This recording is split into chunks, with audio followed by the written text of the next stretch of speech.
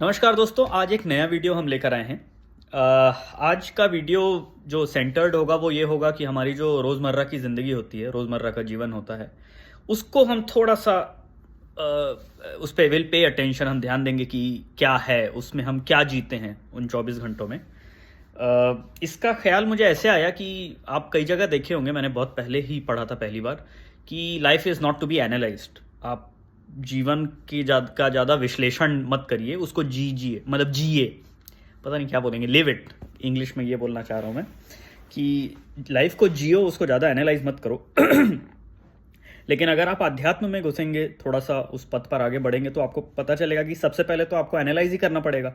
क्योंकि आप एनालाइज नहीं करेंगे तो आपको समझ कैसे आएगा कि आप जीवन असल में जी रहे हैं या नहीं, या जीवन जियो का मतलब क्या होता है। मतलब आप अभी जो कर रहे हैं उससे अलग आपको क्या करना है, ये कैसे पता चलेगा। तो इसलिए ये जो कंट्राडिक्शन ऊपर से दिखता है अध्यात्म में, ये कई बार दिखता है, और इसीलिए ये एक जर्नी होती है जिसमें आप आगे बढ़ते जाते हैं तो धीरे धीरे चीज़ें समझ में आने लगती है कि जो भी कहा जा रहा है वो ज़रूरी नहीं है कि आपके ऊपर इस वक्त अप्लाई हो। आप किस स्टेज पे हो उस हिसाब से आपका सेम क्वेश्चन का आंसर आपका अलग रहेगा और किसी और का अलग रहेगा, डिपेंडिंग ऑन कि आप अध्यात्म में कहाँ तक हैं। तो आज हम लोग ऐसी अपने जो 24 घंटे रहते हैं उसको थोड़ा एनालाइज करने का एक सूत्र समझने की कोशिश करेंगे और उसको अप्लाई करेंगे, और फिर हम देखेंगे कि हमारे जीवन की क्वालिटी क्या है। क्योंकि आपने ये वाले तो काफ़ी रील्स या सजेशंस, आर्टिकल्स, पोस्ट्स ये देखे होंगे कि हमारा स्क्रीन टाइम बहुत बढ़ गया है, हम रील स्क्रॉल करते जा रहे हैं, अटेंशन स्पैन कम हो जा रहा है, ये है वो है, ऐसा वैसा करके। तो मुझे ऐसा लगता है कि हम जीवन में जो भी करते हैं दिन भर में, हम सुबह उठ रहे हैं, एक्सरसाइज कर रहे हैं, मॉर्निंग वॉक पे जा रहे हैं, कुछ लिख रहे हैं, ऑफिस जा रहे हैं, वहाँ काम कर रहे हैं, आप अपने परिवार के साथ टाइम बिता रहे हैं, किसी हॉबी को समय दे रहे हैं, या जो भी है, तो उसको आप जब भी अपनी हर एक एक्टिविटी को आप जब भी एनालाइज करेंगे तो सिर्फ 3 पैरामीटर्स में उसको देख लीजिएगा कि आप किस चीज़ के अंतर्गत कर रहे हैं। एक है ऑब्लिगेशन, यानी आपका कर्तव्य जो है, कि आप वो एक्टिविटी इसलिए कर रहे हैं क्योंकि वो आपका कर्तव्य है, वो आपकी ड्यूटी है। अगर वो आपकी ड्यूटी नहीं होती तो आप उसको नहीं करते। मतलब सचमुच में आपको करने में ऐसा कोई रस नहीं आता है, आप वो नहीं करना चाहते हैं, लेकिन वो करना आपका कर्तव्य बन गया है, बना दिया गया है, बता दिया गया है, या आप खुद ही समझते हैं ऐसा, इस वजह से आप वो करते हैं। जैसे फॉर एग्जाम्पल, अगर आप ऑफिस जाते हैं तो वो आप जाना चाहते नहीं हैं, लेकिन क्योंकि आपको पैसा कमाना है तो आप जाते हैं। वहां पे भी, ऑफिस जाके भी आप जो काम करते हैं वो हो सकता है आपको बहुत पसंद हो, या हो सकता है बिल्कुल पसंद ना हो। तो वो एक ऑब्लिगेशन के तहत आप करते हैं, एक कॉन्ट्रैक्ट है आपके और आपके एम्प्लॉयर के बीच में कि आप ये फलां सर्विस आप कंप्लीट करके देंगे तो आपको रेम्यूनरेशन मिलेगा, अवार्ड मिलेगा, पैसा मिलेगा, सैलरी वगैरह। तो इस वजह से आप करते हैं, यानी आपका एक बहुत डायरेक्ट स्वार्थ, इस शब्द को बहुत गलत ना समझे, स्वार्थ पे बहुत कुछ चलता है, तो आप उस स्वार्थ के अंतर्गत, उस ऑब्लिगेशन के अंतर्गत ये करते हैं। वो स्वार्थ हमेशा मॉनिटरी हो ऐसा ज़रूरी नहीं है। आप कई बार दोस्तों के प्रति कोई ऑब्लिगेशन उठ रहा है इसलिए कुछ कर रहे हैं, पेरेंट्स के प्रति, रिलेटिव्स के प्रति, समाज में जनरली कई लोग, जैसे ज़्यादातर लोग जो ना नहीं बोल पाते, उनको ये सजेशन भी दिया जाता है कि ना बोलना सीखो। तो बहुत सारा चीज़ इसलिए करते हैं क्योंकि उनका ये ऑब्लिगेशन होता है, या एटलीस्ट उनको ऐसा लगता है कि ये उनका ऑब्लिगेशन है। इन आइदर केस आप जो कर रहे हैं उसमें पूरा अंदर से आपका फोर्स आता नहीं है वो करने का, तो किसी ना किसी प्रकार की मजबूरी रहती है, तो इसको ऑब्लिगेशन बोलते हैं। दूसरा होता है एंटरटेनमेंट। दूसरा जो क्राइटेरिया, पैमाना है जिस पे आपको मापना है कि आप जो कर रहे हैं वो आप बह जाने के लिए कर रहे हैं।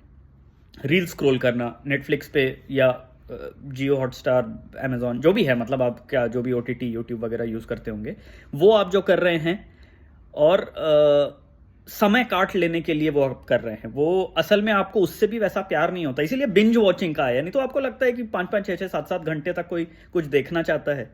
नहीं, आपको ये समझ नहीं आता है कि मैं करूं क्या अपने समय का, तो आप बिंज वॉचिंग करते हैं।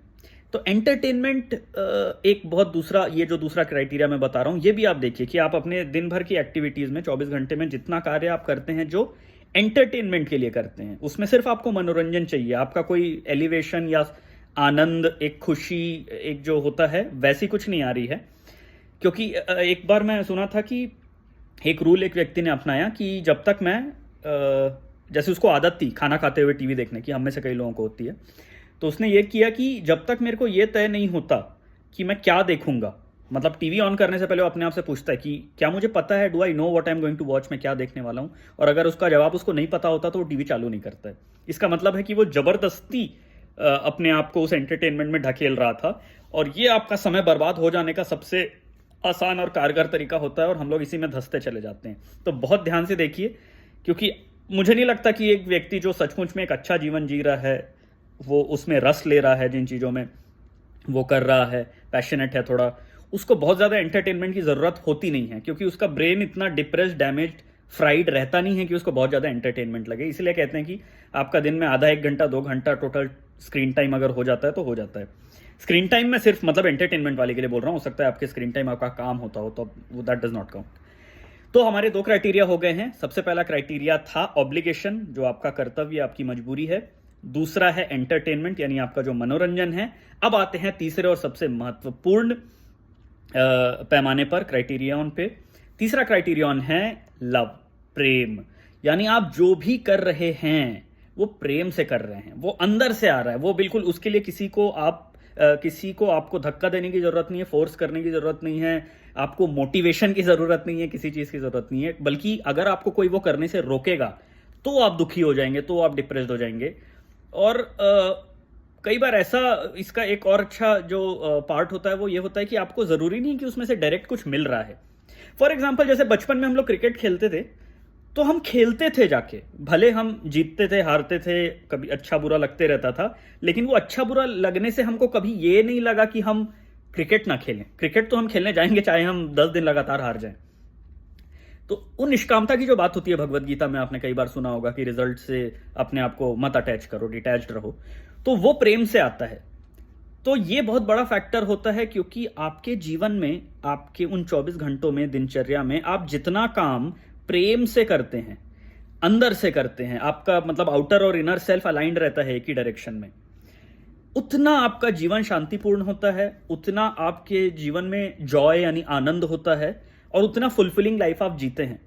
तो आप ये जरूर अपने 24 घंटों को एनालाइज करके पता लगाइए कि आप कितना काम कर रहे हैं दिन भर में, जो भी एक्टिविटीज आप अंडरटेक करते हैं उसमें कितना आप ऑब्लिगेशन के लिए करते हैं, कितना एंटरटेनमेंट के लिए करते हैं, और कितना प्रेम के लिए करते हैं। तो आपके इन 3 कंपोनेंट्स में जितना प्रेम का कंपोनेंट हायर होता जाएगा, आपको जीवन उतना शांतिपूर्ण और आनंदमय लगने लगेगा। तो प्रयास उस तरफ ही होना चाहिए। मुझे आप कमेंट करके ज़रूर बताइए कि लगभग कितना अप्रॉक्सीमेट परसेंटेज में ये चीज़ होती है आपकी लाइफ में, क्योंकि वहीं से सारे सवाल आते हैं। जैसे वर्क लाइफ बैलेंस को लेके इतने सवाल आते हैं कि 70 घंटे 90 घंटे सीईओ आप लोगों को काम करवाना चाह रहे हैं, और हम लेबर लॉस का हवाला देके बोलते हैं कि हमको तो 8 घंटे ही करना है, उससे ज़्यादा तो नहीं करना है, ऐसा वैसा। ये क्यों आता है? ये इसी कन्फ्लिक्ट की वजह से आता है, because you are doing an obligation, you are not in love with it, you are not passionate about it. और उसमें कोई गिल्टी फील करने वाली बात नहीं है, ये कोई ग्लानी वाली बात नहीं है कि मैं जो काम करता हूँ I am not excited about it. बहुत बड़ा vast majority of the population is doing that. किसी को पसंद, बहुत ही कम लोगों को पसंद होता है जो वो कर रहे हैं। तो इन 3 पैमानों पर आप अपना जीवन जरूर खंगालिए, और जो आपका इसमें रिजल्ट निकले वो आप प्लीज़ कमेंट करके बताइए। आपको ये वीडियो अच्छा लगा तो ज़रूर शेयर, लाइक और सब्सक्राइब करिए चैनल को। और आपका और कोई सजेशन हो और किसी टॉपिक पे वीडियो बनाना चाहते हैं तो प्लीज़ बताइए। Thank you very much.